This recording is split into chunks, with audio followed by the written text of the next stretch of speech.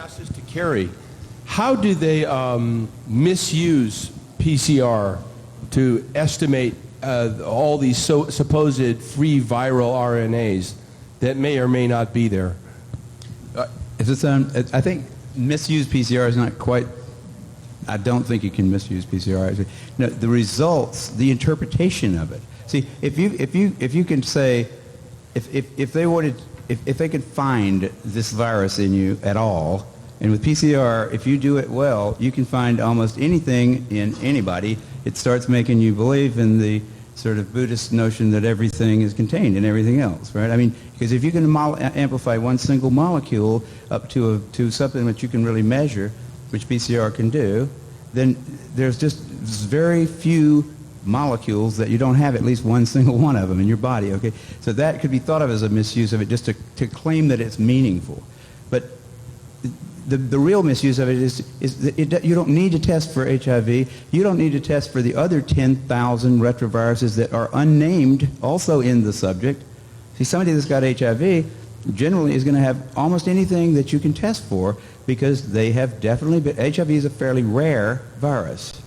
There's only 1 million of us out of 250, 300 million people in America that have that virus. So you have to get around. Either your mother had to have it and pass it to you, or you have to really be paying a lot of attention to people that do have it and paying only attention to them and get a pretty good chance of getting it that way. It's hard to get it.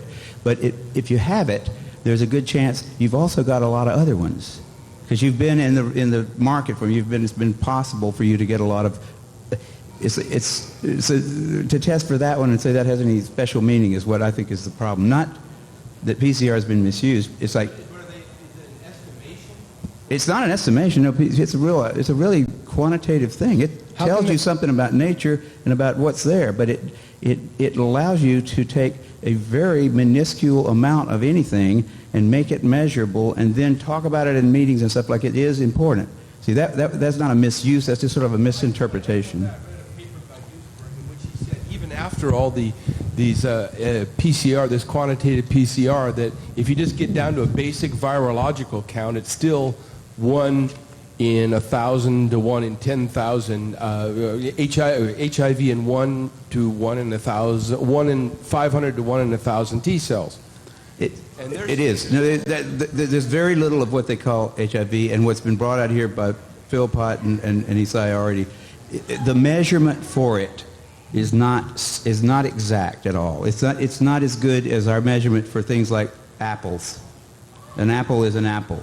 You know, you can get something that's kind of like, if you got enough things that look kind of like an apple and you stick them all together, you might think it's an apple.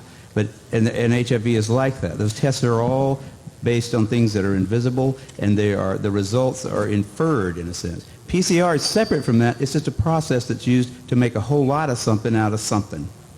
That's what it is. But it's not. It doesn't tell you that you're sick, and it doesn't tell you that the thing you ended up with really was going to hurt you or anything like that. That's what it's not.